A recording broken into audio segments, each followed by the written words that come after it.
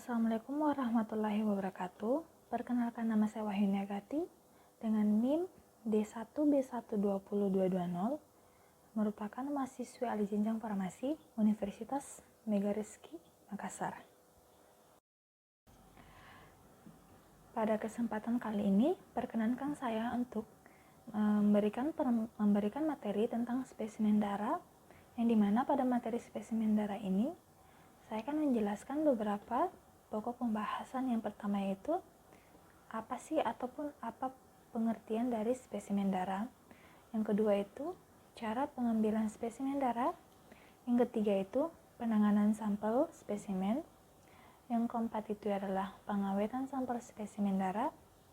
Yang terakhir yaitu penyakit apa saja yang berhubungan dengan pengambilan spesimen. Pada penyakit ini saya akan menjelaskan beberapa penyakit yang dapat dideteksi dengan menggunakan pemeriksaan pada spesimen darah. Sebelum kita masuk ke spesimen darah, perlu kita ketahui dulu apa sih yang dimaksud dengan darah. Nah, darah merupakan cairan yang terdapat pada semua makhluk hidup kecuali tumbuhan, yang dimana darah ini berfungsi untuk mengirimkan zat-zat dan oksigen yang dibutuhkan oleh jaringan tubuh, serta mengangkut bahan-bahan kimia hasil metabolisme, dan juga sebagai pertahanan tubuh terhadap virus ataupun bakteri. Selanjutnya, kita masuk ke spesimen darah. Nah, spesimen darah merupakan sampel darah yang diambil dari tusukan pada jari atau pembuluh darah bagian tertentu dengan menggunakan jarum yang bertujuan untuk mendeteksi penyakit, racun, ataupun zat tertentu. Ada beberapa cara pengambilan spesimen darah. Pengambilan spesimen darah ini terbagi menjadi tiga berdasarkan letak pengambilannya. Yang pertama itu darah vena, yang kedua itu darah kapiler, yang ketiga itu darah arteri. Nah, pada kesempatan kali ini saya akan menjelaskan beberapa prosedur ataupun cara pengambilan darah berdasarkan letak pengambilan darahnya.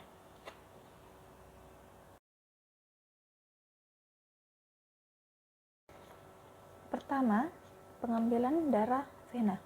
Pengambilan darah vena ini dapat kita lakukan pada bagian lengan ataupun kaki. Jika kita melakukan pengambilan darah vena pada bagian lengan, idealnya kita mengambil darah yaitu pada lipatan siku, karena vena pada lipatan siku itu merupakan vena yang paling tebal dan yang paling kelihatan.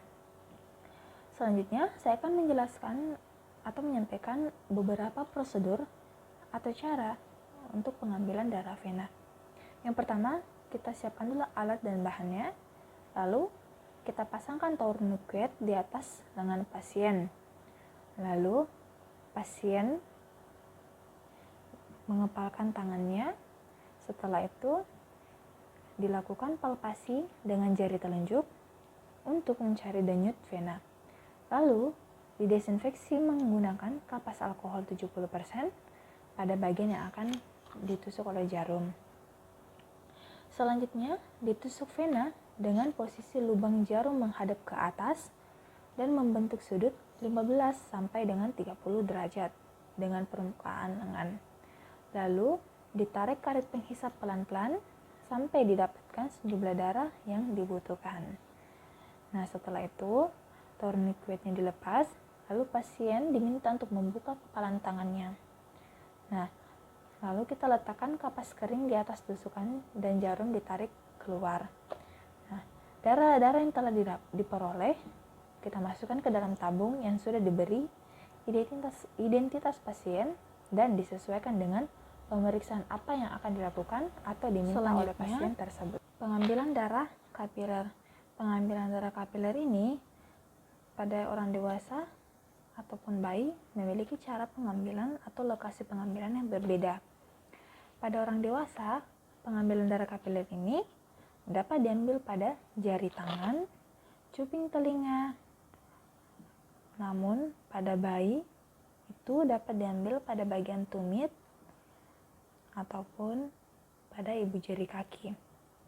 Nah, beberapa prosedur atau cara untuk pengambilan darah kapiler itu yang pertama, didesinfeksi tempat pengambilan darah dengan menggunakan kapas alkohol, lalu dikumpulkan darah pada ujung jari dengan cara ditekan, lalu ditusukkan lancet pada ujung-ujung jari.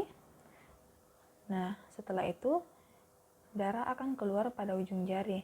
Namun, darah yang pertama keluar itu tidak diambil, melainkan dihapus.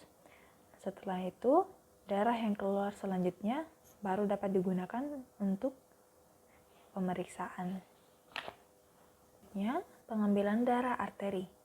Pengambilan darah arteri ini dapat diambil melalui pergelangan tangan ataupun lengan. Nah, prosedur atau cara pengambilannya yaitu yang pertama, kita tentukan dulu daerah yang akan diambil darahnya. Setelah itu, kita lakukan tindakan aseptik. Tindakan aseptik ini yaitu menggunakan povidone iodium 10%, lalu kita biarkan sampai mengering. Setelah itu, kita ulangi dengan alkohol 70%. Lalu, kita siapkan siring dengan spuit yang telah dilumuri antikoagulan heparin. Setelah itu, kita tusukkan jarum tegak lurus dan darah akan mengalir ke siring. Nah, kemudian jarum dibengkokkan dan ditusukkan ke dalam lilin. Selanjutnya, penanganan sampel. Penanganan sampel itu yaitu dengan cara darah yang telah diperoleh ditampung ke dalam tabung dengan tutup yang berwarna sesuai dengan jenis pemeriksaan yang akan dilakukan. Nah, darah di sini terbagi menjadi dua. Yang pertama, ada darah yang tidak mengandung antikoagulan dan ada darah yang mengandung antikoagulan. Darah yang tidak mengandung antikoagulan merupakan darah yang setelah pengambilannya langsung dibawa ke pemeriksaan di laboratorium. Sedangkan darah yang mengandung antikoagulan merupakan darah yang tidak langsung diperiksa. Nah, setelah itu, darah yang dimasukkan ke dalam tabung berisi antikoagulan itu kemudian dihomogenkan dengan cara membolak-balikan tabung kira-kira 10-12 kali secara perlahan dan merata. Selanjutnya kita ke pengawetan sampel. Pengawetan sampel spesimen darah itu merupakan tindakan untuk mengamankan sampel atau spesimen agar dapat disimpan dan diawetkan beberapa waktu sebelum dan sesudah dilakukan pemeriksaan laboratorium dan atau sebelum dikirim ke laboratorium rujukan. Apa sih tujuan pengawetan dari sampel spesimen ini? Nah, tujuan pengawetan sampel spesimen darah itu untuk menghindari pengambilan sampel atau spesimen berulang kepada pasien. Pengawetan sampel spesimen darah itu ada dua macam. Yang pertama secara kimia, yang kedua secara fisika. Secara kimia, pengawetan sampelnya itu menggunakan antikoagulan. Nah, antikoagulan di sini merupakan senyawa yang digunakan untuk mencegah pembekuan darah pada spesimen yang akan diperiksa. Nah, secara fisika, pengawetan sampel secara fisika itu yang pertama, sampel darah yang sudah dianalisa ataupun diperiksa itu diawetkan dengan cara disimpan pada kulkas yang bersuhu 2-8 derajat Celcius. Nah, masa simpan darah ini yaitu 7 hari setelah darah diperiksa ataupun dianalisa. Nah, darah yang sudah melebihi dari 7 hari dan tidak ada komplain ataupun pengulangan pada pasien akan dibuang di tempat sampah infeksius. Penyakit yang berhubungan dengan pemeriksaan spesimen darah. Maksud di sini ialah penyakit apa saja sih yang dapat diperiksa melalui tes darah. Nah, di sini saya akan menyebutkan beberapa penyakit yang dapat diperiksa melalui tes darah. Yang pertama itu hemofilia, yang kedua anemia, yang ketiga malaria, yang keempat itu sepsis, dan yang kelima itu diabetes mellitus. Nah, pada beberapa penyakit ini, nanti saya akan menjelaskan apa-apa saja diagnosisnya, cara pengobatannya, apa saja faktor pencetusnya, dan juga keluhan apa saja yang sering dikeluhkan oleh penderita penyakit tersebut. Yang pertama, kita ke penyakit hemofilia. Penyakit hemofilia ini kita bisa diagnosis dengan menggunakan tes CVS, tes darah, ataupun uji genetik. Pengobatan yang dapat dilakukan yaitu pada penderita hemofilia A, yaitu dengan memberikan suntikan obat octocok alfa, yang dimana suntikan ini atau obat ini merupakan faktor pembekuan yang diberikan tiap 48 jam sekali. Namun, pemberian obat ini memberikan efek samping kepada penderita, di mana efek sampingnya itu ialah timbul rasa gatal pada area yang disuntik. Lalu, muncul ruam-ruam kemerahan dan juga terasa sakit. Selanjutnya, kita ke hemofilia B. Hemofilia B ini pengobatannya itu ialah penderita akan diberikan suntikan nonakok alfa, yaitu faktor pembekuan 9 yang diberikan rutin 2 kali seminggu. Nah, sama halnya dengan pengobatan pada hemofilia A, pengobatan pada hemofilia B ini juga memberikan efek samping atau menimbulkan efek samping pada penderita, yang dimana obat ini dapat menyebabkan sakit kepala, mual, rasa tidak nyaman, dan bengkak pada area tempat obat disuntikan. Selanjutnya, kita ke faktor pencetus hemofilia. Nah, apa saja sih faktor pencetus hemofilia?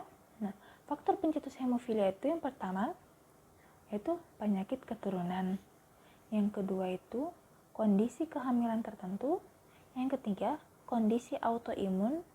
Yang keempat itu kanker. Dan yang kelima itu sklerosis multiple.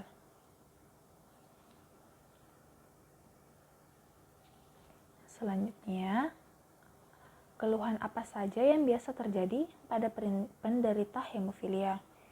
Keluhannya itu yang pertama, penderita hemofilia mengalami mimisan yang berlangsung lama, perdarahan pada luka yang membutuhkan waktu lama untuk berhenti, perdarahan gusi yang berlangsung lama, mudah memar pada kulit, otot yang mudah bengkak dan terasa lunak, perdarahan hebat setelah cedera atau operasi, serta rasa sakit dan kaku di daerah sendi seperti siku akibat perdarahan di dalam tubuh atau perdarahan internal.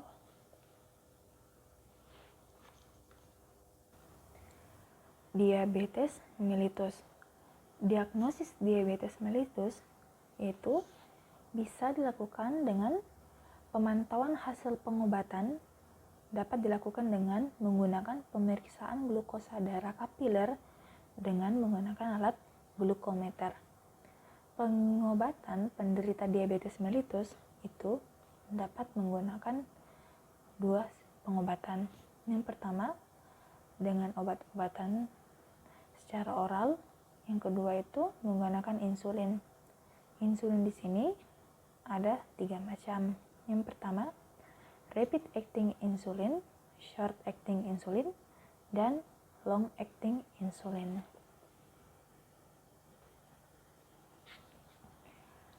Faktor pencetus penyakit diabetes mellitus. Yang pertama itu riwayat keluarga. Yang kedua, penderita mengalami obesitas atau kegemukan. Yang ketiga itu mengkonsumsi makanan berkolesterol tinggi. Nah, yang keempat itu hipertensi atau tekanan darah tinggi. Keluhan-keluhan yang biasa terjadi pada penderita diabetes mellitus. Yang pertama itu poliuria atau sering buang air kecil. Yang kedua itu polidipsia atau sering haus. Yang ketiga itu polifagia atau banyak makan ataupun mudah lapar. Yang keempat itu penglihatan kabur Yang kelima itu koordinasi gerak anggota tubuh itu terganggu. Yang keenam, kesemutan pada tangan atau kaki.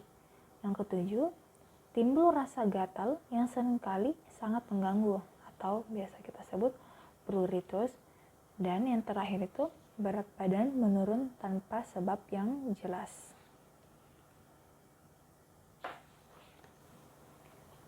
Penyakit anemia. Penyakit anemia dapat didiagnosis yaitu dengan cara tes darah untuk mengetahui jenis umum dari anemia yang terdiri dari kadar zat besi, vitamin B12, asam folat, serta vitamin dan mineral lainnya. Yang kedua itu jumlah sel darah merah dan kadar hemoglobin. Yang ketiga itu jumlah retikulosit.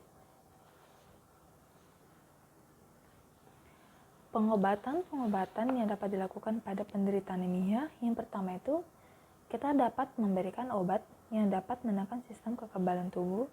Yang kedua itu pemberian obat dengan tujuan untuk memperbanyak sel darah dalam tubuh.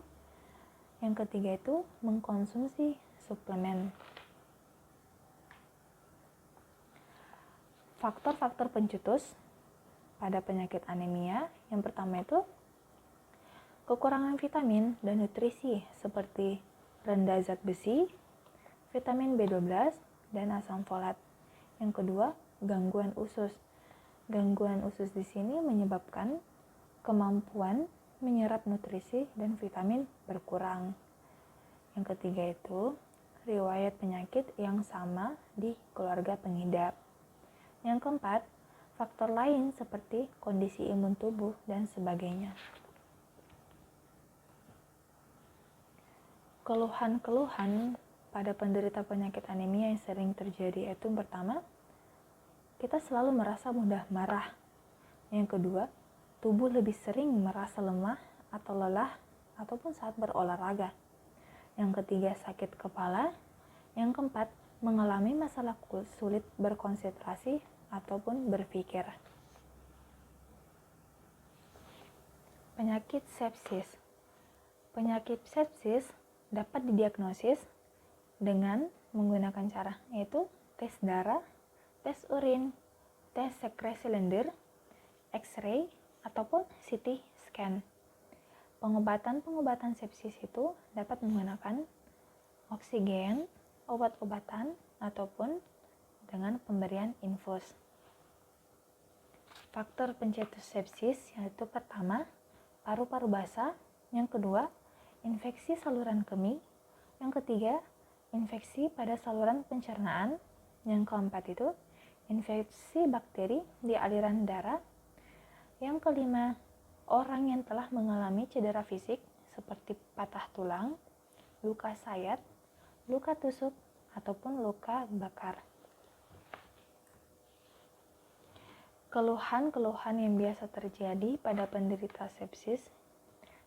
Yang pertama itu keluhan pada seluruh tubuh, seperti tekanan darah rendah, demam, gemetar, kelelahan, kulit memerah, panas dingin, pusing, atau suhu tubuh rendah. Yang kedua itu secara kognitifnya itu seperti kebingungan mental atau tingkat kesadaran berubah, pernafasannya pun seperti nafas cepat atau nafas pendek. Selain itu, denyut jantung juga cepat, disfungsi organ, mengantuk, penurunan kesadaran, perubahan warna kulit, ataupun produksi air seni yang tidak cukup. Penyakit malaria.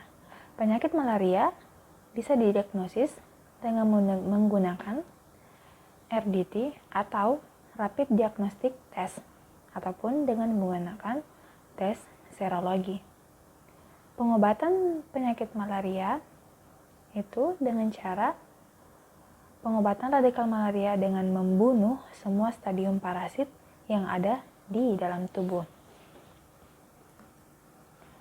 Faktor pencetus penyakit malaria, Yang pertama itu faktor lingkungan, yang kedua faktor host, yaitu manusia dan nyamuk.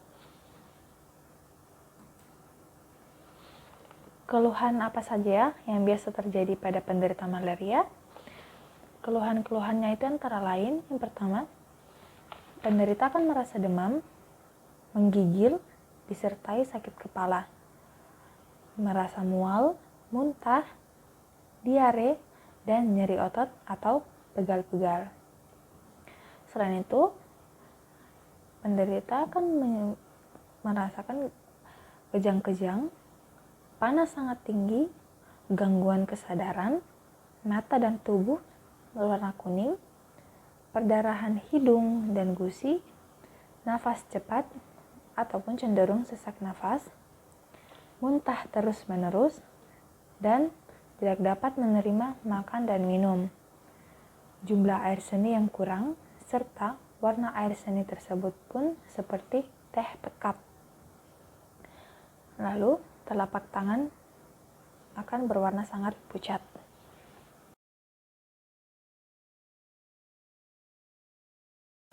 Itulah penyampaian materi tentang spesimen darah. Mohon maaf jika ada kesalahan kata ataupun kekurangan saat penyampaian materi. Wabillahi taufiq wal hidayah. Wassalamualaikum warahmatullahi wabarakatuh.